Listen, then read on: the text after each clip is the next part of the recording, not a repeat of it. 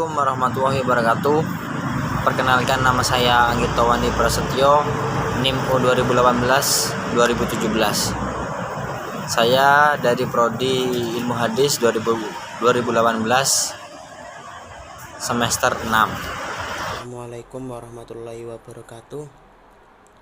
Nama saya Ahmad Dana Syahrizal, NIM U 2018-2023 dari Prodi Ilmu Hadis, Fakultas Usuluddin Adab dan Humaniora.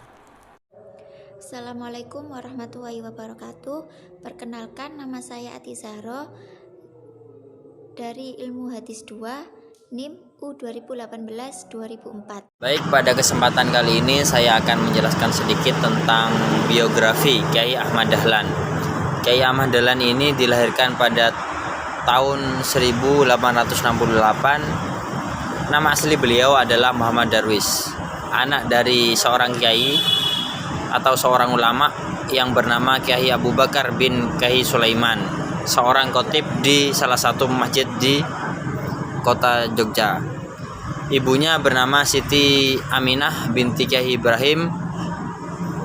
Ibunya ini adalah seorang penghulu besar di Yogyakarta. Muhammad Darwis ini lahir dan dibesarkan di Yogyakarta yang terkenal dengan nama kampungnya yaitu Kauman. Di kampung ini beliau dibesarkan di lingkungan keagamaan yang sangat kuat, sehingga berpengaruh besar terhadap perjalanan hidup beliau. Setelah ia menyelesaikan pendidikan dasarnya dalam nahwu, fikih dan tafsir di Yogyakarta, beliau pergi ke Mekah tahun 1890, di mana ia di sana belajar selama 1 tahun. Salah satu gurunya waktu di Mekah adalah Sayyid Ahmad Khotib. Sayyid Ahmad Khotib ini memberikan nama baru kepada Muhammad Darwis menjadi Ahmad Dahlan. Jadi sumber nama Ahmad Dahlan itu berasal dari seorang gurunya di Mekah dahulu yang bernama Sayyid Ahmad Khotib. Di sini saya akan menjelaskan tentang dasar pemikiran Kyai Ahmad Dahlan. Hampir seluruh pemikiran Kyai Ahmad Dahlan berasal dari keprihatinan terhadap situasi dan kondisi global umat Islam waktu itu yang tenggelam dalam kejumutan atau berdiam diri, kebodohan atau keterbelakangan. Kondisi ini semakin parah ketika politik kolonial Belanda yang sangat merugikan bangsa Indonesia. Jadi, latar belakang tersebut memunculkan adanya ide pembaruan dari Ahmad Dahlan. Kemudian ide tersebut dimantapkan setelah kunjungan kedua.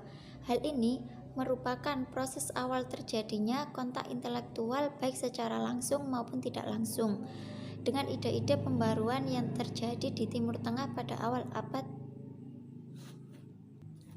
20. Sebenarnya gerakan pembaruan Kyai Ahmad Dahlan sudah dimulai sejak 1896, yaitu dengan satu, adanya pendirian surau yang diarahkan ke kiblat dan berlanjut membuat garis soft di Masjid Agung. Akan tetapi surau dibongkar dan soft dihapus oleh masyarakat pada waktu itu. Yang kedua, mengajukan supaya berpuasa dan berhari raya menurut hisab. Yang ketiga, penolakan terhadap bid'ah dan kufurat. Menurut beliau, strategis yang tepat untuk menyelamatkan umat Islam dari pola pikir yang statis menuju pemikiran yang dinamis adalah melalui pendidikan. Oleh karena itu, pendidikan harus ditempatkan pada skala prioritas utama dalam proses pembangunan umat.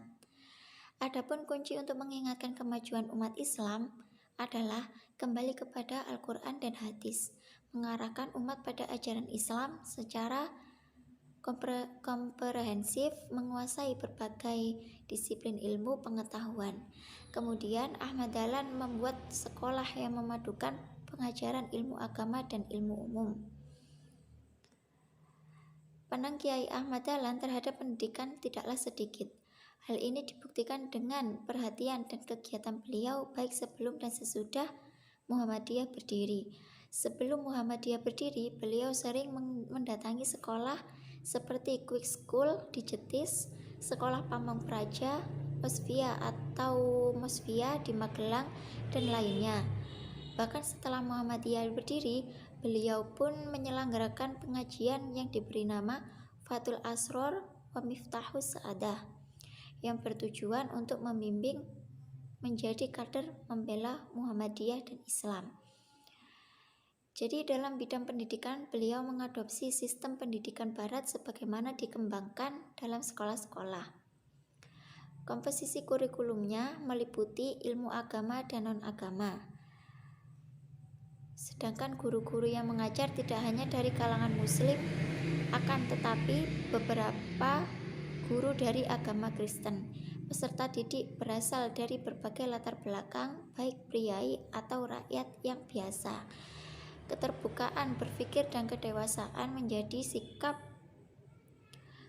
faktor penting yang melahirkan gagasan cemerlang yang mencerahkan, meskipun pada awalnya dituding kafir dan tidak islami. Di sini saya akan melanjutkan untuk tokoh yang kedua, yakni tentang biografi Buya Hamka. Buya Hamka ini nama aslinya yakni Haji Abdul Malik bin Amarullah. Lahir di Sungai Batang, meninjau Sumatera Barat pada hari Ahad 17 Februari 1908. Ayahnya adalah Haji Abdul Karim Amarullah. Ayah beliau merupakan salah satu ulama yang mendalami agama di Mekah, pelopor kebangkitan kaum muda dan tokoh Muhammadiyah di Minangkabau. Ibunya bernama Siti Safiyah Tanjung binti Haji Zakaria. Dari keturunan dapat diketahui bahwa ia berasal dari keturunan yang taat beragama dan memiliki hubungan dan generasi pembaruan Islam di Minangkabau pada abad ke-11. Sejak kecil, Hamka menerima dasar-dasar agama dan membaca Al-Quran langsung dari ayahnya. Pada usia 6 tahun dibawa ayahnya ke Padang Panjang. Pada usia 7 tahun, ia kemudian dimasukkan ke sekolah desa yang hanya ditempuh selama 3 tahun. Karena kenakalan dari Buya Hamka ini, akhirnya Buya Hamka ini dikeluarkan dari sekolah tersebut.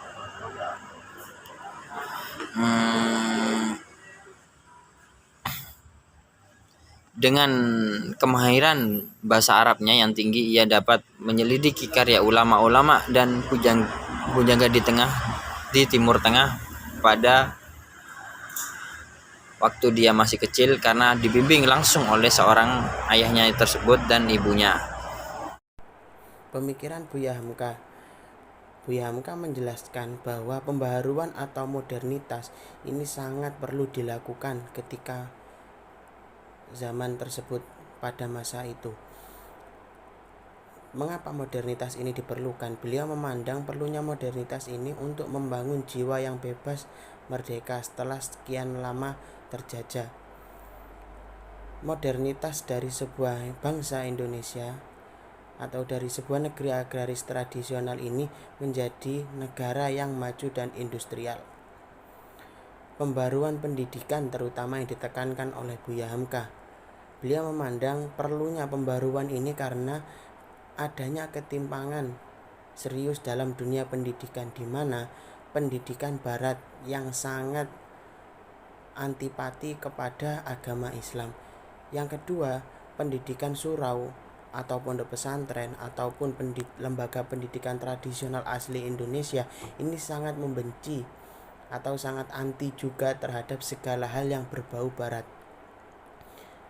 Karena umat Islam pada zaman tersebut tidak mau berkompromi dengan kolonialisme dan kristenisasi, maka pihak penjajah memeras otak untuk dapat menjinakkan umat Islam yang dianggap liar, karena memang umat Islam anti dengan Barat, maka Barat menyebut mereka adalah orang-orang yang liar. Setelah lama memeras otak, akhirnya para penjajah dan para kolonialis ini mendapatkan nasihat dari salah seorang orientalis terkenal yang namanya tidak asing bagi kita, yakni Snoek Hurgronje. Snoek Hurgronje pernah memberikan nasihat kepada pemerintah Hindia Belanda agar melemahkan semangat Islam. Dengan cara apa melemahkan semangat Islam ini? Yakni dengan mengemukakan kemegahan nenek moyang sebelum Islam datang. Hendaknya mengobarkan semangat nasionalisme dan membangun orientasi berpikir seperti Barat. Selain itu caranya yakni dengan menanamkan bahwa agama adalah sesuatu yang netral. Menanamkannya ini sejak sekolah dasar. Setelah jenjang perguruan tinggi, para akademisi ataupun para orang yang memperdalam keilmuan agama ini dituntut untuk mempelajari agama Islam secara ilmiah yang dipandu oleh sarjana Barat yang beragama Kristen dan yang lain-lainnya, di mana sarjana Barat ini bisa disebut dengan orientalis, di mana para orientalis ini hanya memandang Islam dari segi luarnya saja. Selain itu mereka juga berusaha menanamkan stigma bahwa Islam ini adalah agama yang kotor.